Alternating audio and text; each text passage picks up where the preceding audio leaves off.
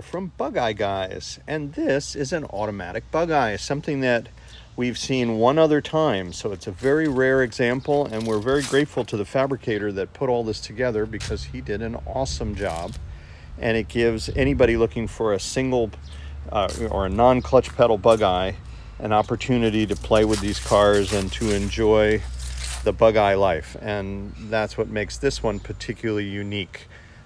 We have only had one other automatic car in the 15 years that we've been at this.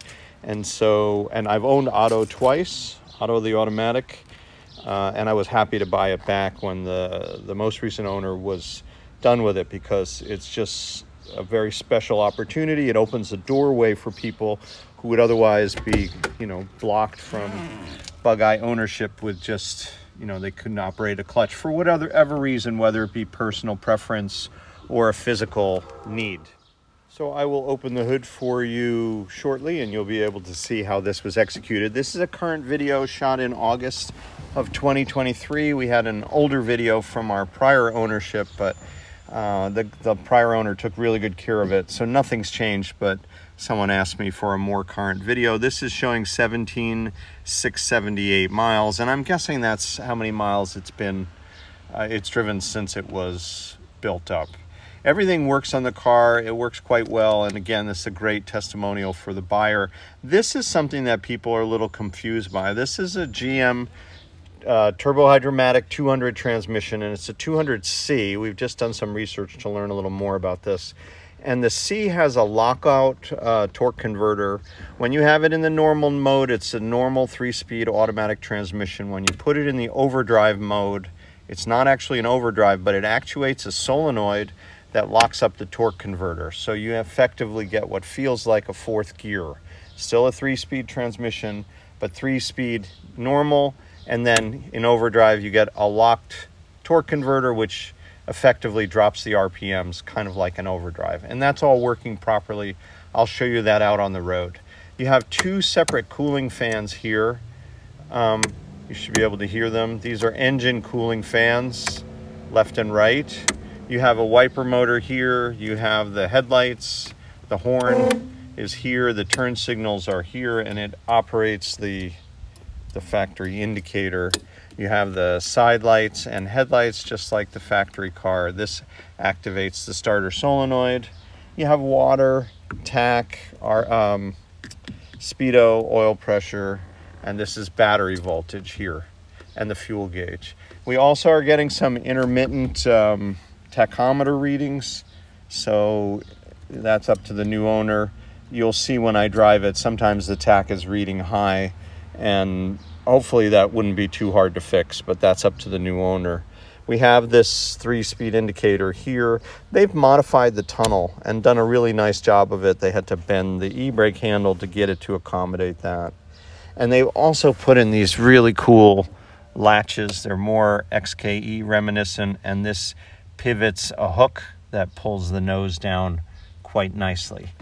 So you have basically the experience of Bugeye driving. It just happens to be an automatic. As far as the body is concerned, it's an excellent paint job. There are no signs of flaw or imperfection that I can see. We'll look now and see if we can find anything, but it's been de-seamed. If you remember, if you're unfamiliar, you might not know this is the Bugeye beading strip. Most of these cars have this, but a lot of the restorations we've seen over the years, automatic or otherwise, they remove this beading, and it's kind of a more graceful, almost more of a boat hull kind of look. It's cleaner and I think more elegant, but that's up to you. If you want an automatic Bugeye, the one that's available on planet Earth comes without beading, so hopefully you like that. The grille is in nice shape. The emblem is in fine shape. The headlight bezels are good, and the chrome here. Here's one imperfection that I hadn't seen. There's a little crack right here. Not something that I'm going to worry about, but that is something less than optimal. This, I believe, is bird dew, and we should be able to clean that off. There's no cracking along here. Where you want to be looking on these cars is all along in this area.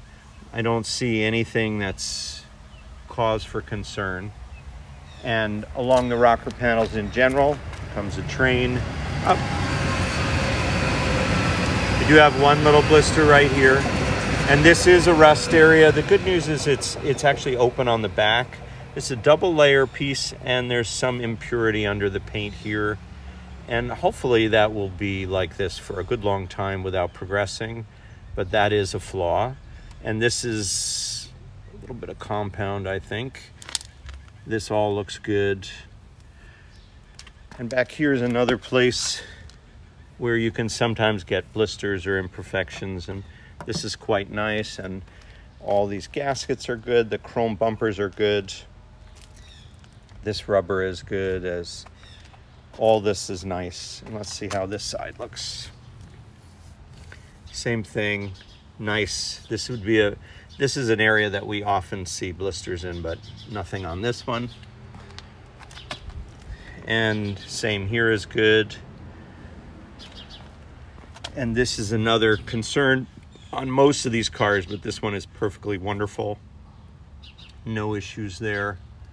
So all in all, a very clean car. Also, these gaskets are fresh. A lot of times these are damaged or cracked. So the car has really weathered very, very well since its restoration. The builder was very skilled. The wheels are nice, these mini light wheels. It's a newer glass, you can tell by this insignia, so the glass has been replaced. It has lap belts. Dash is in nice shape.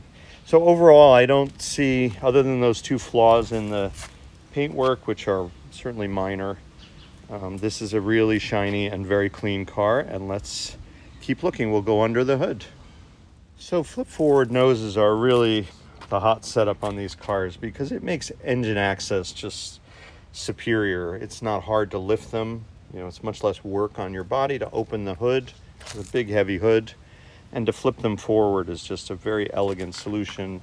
And because racers did it forever, there's a lot of historical reference. So it's a really nice thing to do. And this guy put in these cool claws that come down when you twist that Allen wrench and grab this fitting. So that's how the nose is secured. And then he's also put in these little sockets which engage here, and that helps to locate it. And here's the new single master, a better wiper motor than stock.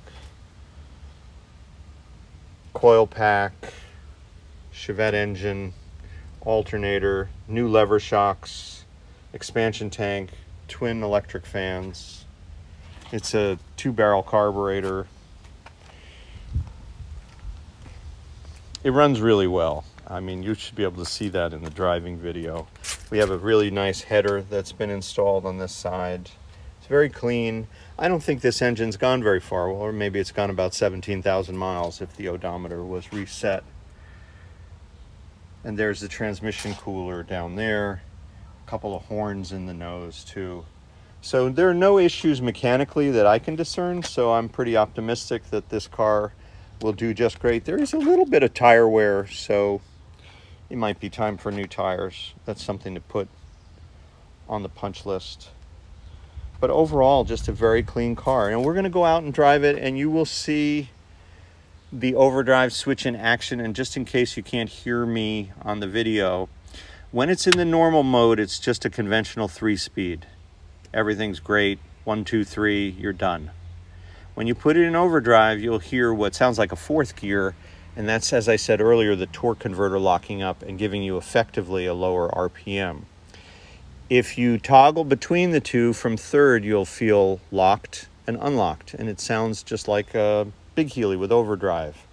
But if you leave it in overdrive and come to a standstill, it will lock the torque converter prematurely, and so you will hear what sounds like it's shifting too quickly into 4th gear. But all that's happening is when it's in this position, you're sending the signal to the solenoid to lock the converter, and the minute you get into 3rd gear, it locks the converter. So it'll hit 3 and then go right to 4th gear effectively. So you need to operate the switch properly to use this transmission properly. So to review, regular 3-speed here, you want to drop the RPMs, you lock the converter. You need more power, you unlock the converter. You got you know, the kick down is there. But otherwise, it's going to keep locking the converter when you're in that overdrive mode. And it works very effortlessly once you understand it. But let's go for a drive.